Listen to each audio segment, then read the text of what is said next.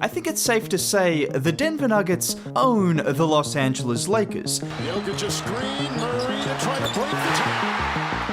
And whilst everyone will talk about the big names from this series, Jokic, LeBron, AD, and Jamal Murray, who hit the two biggest shots of the series, there is one player who has barely been mentioned and was the biggest reason Denver won that series against LA. Michael Porter Jr. has taken a leap, and the rest of the NBA should be scared. Porter drives, takes it strong and slams it. Prince, who had 6 points off the bench in the first half, swatted. Porter got the rejection. Porter catch and shoot. 3. Porter got it and fires a triple. And his size, it's almost unfair to be that good in shooting the basketball. You know what? Reggie Miller might not always be right, but he's not wrong with what he said there. And I want to take you guys back to late in the fourth quarter of Game 2. Prior to Jamal Murray hitting an iconic shot, there was a shot that made that game winner possible. It starts off a LeBron bucket. Jokic gets the ball in transition, and watch here as he tries to draw the foul, throwing a wild shot up, which is somehow skied out of the air by Aaron Gordon in miraculous fashion. He manages to tiptoe the baseline before kicking it out to MPJ, and boom. Back to Porter. Tied. And one thing about MPJ, he's going to shoot that thing every single time. Hence the nickname, Michael Don't Swing the Rock Porter Jr. But there's a reason he doesn't swing the rock, because you can count on one hand how many current players are better shooters than him. In fact, he's quickly establishing himself as one of the greatest shooters in NBA history, as he's one of 9 players ever to shoot over 40% from 3 on over 5 attempts per game. But this series against the Lakers, this was special. This wasn't just a great shooter, this was all-star level play, because in 5 games against LA, he averaged 23 points and 9 rebounds on 55% from the field and 49% from 3. There's a reason he was once considered the best player in high school, because with his combination of size and shot making, he is quite literally unguardable. If you guys can remember, this is why after his second year in the league, everyone was looking at Denver as a potential big 3. It wasn't just Murray and Jokic, and with the way he's been playing so far in these playoffs,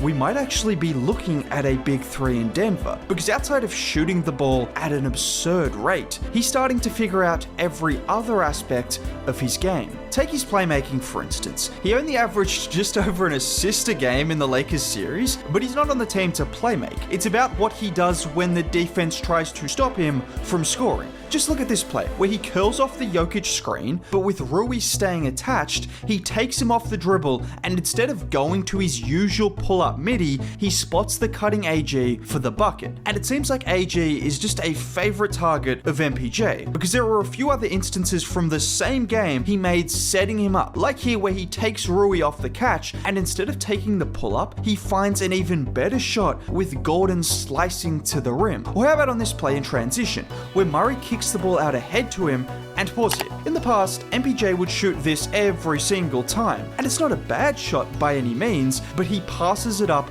to drop it off to Gordon, who gets fouled and knocks down 2 at the line. And I don't think this is him becoming more unselfish as a player. It feels as though he's more confident in his ability to make plays outside of just knocking down threes, because the big improvement for him has also been his ability to put the ball on the floor. Like on this play where he gets the pass from KCP, immediately takes Vincent off the dribble before driving into the chest of Reeves for the bucket. Or in this play, which is really smart from him, getting the handoff from Jokic, and just a slight hesitation is enough to throw off AD before getting to the rim. But more than just attacking the rim, he's added a consistent mid-range game. Just take Game 3 for example, where he was hitting some beautiful mid-range buckets off the dribble. Watch him on this play, where LeBron runs him off the 3-point line, so he runs a give and go with Gordon, and pause here. That is Anthony Davis fully extended contesting his shot, and it does nothing. Or how about against Austin Reeves with just a ridiculous step back jumper? But my favorite of the 3 late game buckets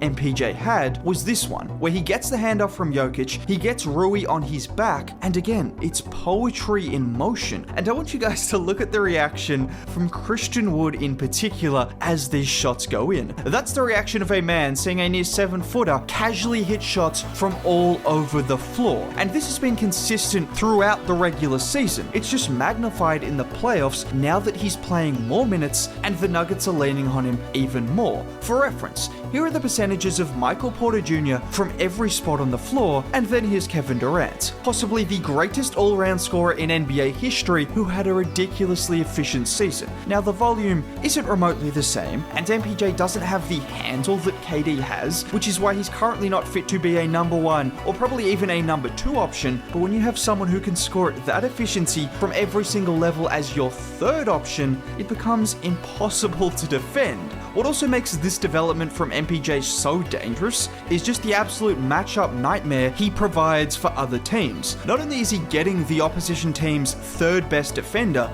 but you have to put size on Aaron Gordon to prevent him from dominating inside, which means naturally, MPJ is likely to be matched up against a smaller player than him that he can attack inside or shoot over with ease. Just look at the upcoming series against Minnesota. With McDaniels likely to guard Murray, it'll leave Edwards with the assignment against MPJ. And Ant is a good defender, but he's also giving up 5 inches to him. Pause. There will barely be a single shot from inside or outside the arc where he will even see Ant's contest. There's also the other side of the floor where he is improved. Let's not forget, during last year's playoffs, Michael Malone closed multiple games with Bruce Brown in place of him. He's gone from averaging 32 minutes a game last year to 39, and you could say it's because they don't have the depth, but it's also because he's improved as a defender, and some of the speed he might lack on the perimeter is made up for with his ability to contest shots at the rim using his length, or more importantly,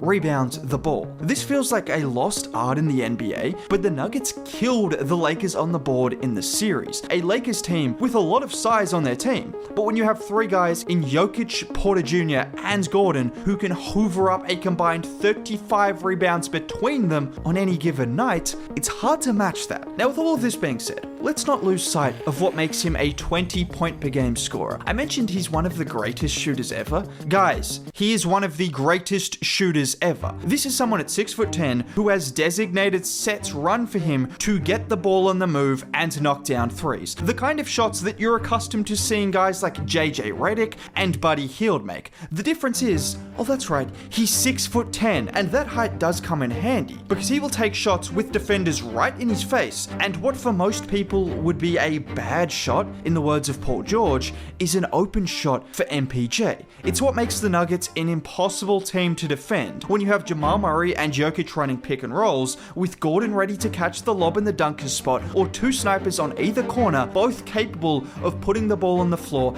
and making plays. And the more plays MPJ continues to make, the more dangerous this Nuggets team continues to look. Now, if you did make it all the way to the end of the video, a like would be greatly appreciated. If you want to see more content like this all throughout the playoffs and all throughout next regular season and so on, consider subscribing. It's free. Either way, have a nice day. Bye.